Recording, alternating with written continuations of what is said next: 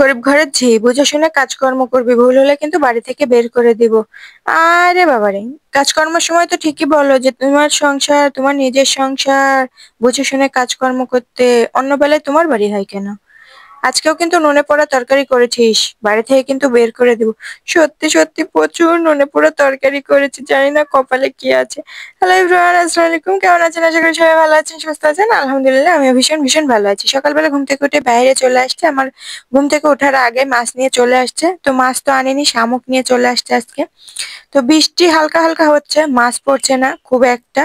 আর আজ দুদিন ধরে বৃষ্টি হচ্ছে, যার কারণে শুটকিও করা হচ্ছে না, খেয়ে ফেলা হচ্ছে। ওখান থেকে এসে মুরগিগুলো দেখো 7-8 দিন হলো নিয়ে আসা, আপনাদের সঙ্গে সেভাবে শেয়ার করাই হয়নি। তো অনেক কয়দিন বলতে 2-3 দিন ধরে আমি পেঁয়াজ আর রসুন কেটে বেছে পরিষ্কার করে রেখে দিয়েছি, ব্লেন্ডারই করা হচ্ছে না, এত পরিমাণ অলস হয়ে গেছে। আসলে খুব একটা কাজকর্ম নেই তো। তো আমিও খুব অলস হয়ে গিয়েছি। তো আজকে সকালবেলা রুটি করব, দুপুরবেলা রান্না করব। তো সেটার একটা কারণ হচ্ছে, সকালবেলা আসলে ওই যে চীনা হাঁস ধরতে চেয়েছিলাম, তো আজকেও ধরে পরে আবার ছেড়ে দিই। একটা জায়গায় যাওয়ার কথা ছিল আমাদের, যার কারণে তো ভাবলাম যে আসলে হাঁস পরিষ্কার করতে অনেকটা সময় লেগে যায়, যার কারণে অনেকক্ষণ ধরে রেখে আবার ছেড়ে দিতে হয়। তো সকালবেলা আমি রীতিমতো হাঁস ধরে রাখি।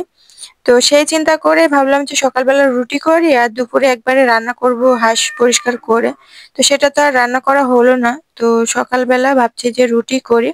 তো এখানে আমি একটু মরিচ ভর্তা করব, কারণ সবাই রুটি, গরম গরম রুটি বাড়িতে সবাই খেতে পছন্দ করে। তো তো রুটি খাওয়ার তরকারিটা আগে করে ফেললে ভালো হয়। তো ভাবছি যে আগে মরিচ ভর্তা করে নিই। শুধু তো এই মরিচ ভর্তাতে সবাই খাবে না। হয়তো ওই যে ছোট মাছ, শাশুড়ি মা মাছ কাটতে গেল, ওখান থেকে আসার পরে পরিষ্কার করে ধুয়ে পরিষ্কার করে নিয়ে আসবে, তখন ছোট মাছ রান্না করে নেবে। আর একটু সিমাইও রান্না করতে পারি। তো দেখা যাক, আগে রুটিগুলো করে নি। তো আরো একটু বেশি করে রুটি করি, আমাদের রুটি যদি বাড়িতে থাকে তো দুপুরেও রুটি খায়, রাতেও রুটি খায়। অনেকে রুটি খুবই পছন্দ করে, যার কারণে একটু বেশি করেই করি। থেকে যায় সারাদিন ওই রুটিগুলো খাই।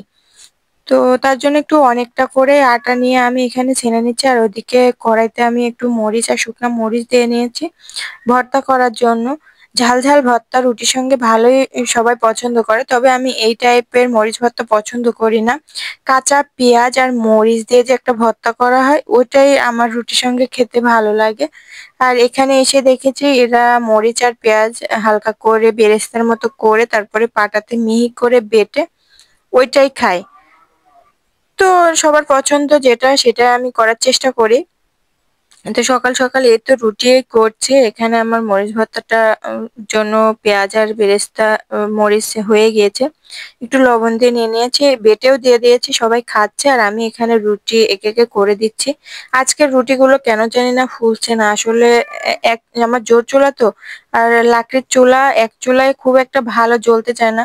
আর রুটির জন্য রুটির জালটা খুবই পারফেক্ট হওয়া লাগে, তবে রুটিগুলো সুন্দর ফোলে। তো রুটি বানানো শেষ, এখানে হাঁসগুলো ছেড়ে দিতে আসছি। চই হাঁস মানে পাতি হাঁসগুলো ছেড়ে দেওয়া হয়েছে, চীনা হাঁস ছেড়ে দেওয়া হয়নি, কারণ ওকে ধরা হবে, যার কারণে হচ্ছে রেখে দেওয়া হয়। তো এখান থেকে আমি যেটা জবাই করব সেটাই আমি ধরে নিই। তো এই তো বললাম, ধরে প্রায় দুপুর পর্যন্ত আমরা ধরে রাখি। তো দুপুরের পর যেহেতু দুপুর দুপুর 12টা 1টার দিকে আমরা একটা জায়গায় বেড়াতে যাই, যার কারণে আর আমাদের ওই চীনা হাঁসটা ছেড়ে দিতে হয়। আমরা বেড়াতে যাইও, সেখান থেকে ঘুরে ফিরে চলে আসছি, এখন প্রায় 3টা বেজে গেছে। তো দুপুরের খাওয়াও সেরকম ভাবে হয়নি, তো ভাবছি তাড়াতাড়ি করে রান্না করে নিই। তো এখানে আমি একটু কচু, আলু আর ডিম দিয়ে সিদ্ধ করে নিচ্ছি। তো দুটো একসঙ্গে দিয়েই রান্না করে নিব।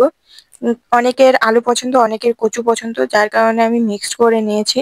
কেউ এভাবে রান্না করে কিনা জানি না, তবে আমাদের গ্রাম অঞ্চল যখন যেটা মনে হয় সেভাবে রান্না করা হয়। আর আমি যেটা রেগুলার করি সেটাই আপনাদের সঙ্গে শেয়ার করা হয়। এক্সট্রা করে কোনো আসলে রেসিপি হিসেব করে যে আজকে এটা না ওইটা রান্না করব, ওটা না ওইটা রান্না করব, বাড়িতে যেটা হয় আপনাদের সঙ্গে তো সেটাই শেয়ার করি। আর আপনারা এই কাজগুলো, এই আমার রেগুলার ভিডিওগুলো দেখতে সবাই পছন্দ করেন। তো এই তো রান্না হয়ে গিয়েছে, সবাই নুনে পোড়া তরকারি খেয়েছে।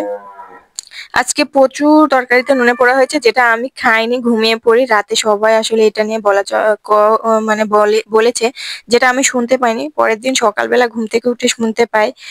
আসলে নুনে পোড়া তরকারি আসলে খেতে পারে না কেউই। আসলে কেউ খেতে পারে না। যেটা হয়ে যায়, কিছু করার নেই। তো আজকের মতো এই পর্যন্ত। সবাই ভালো থাকবেন, সুস্থ থাকবেন। আল্লাহ হাফেজ।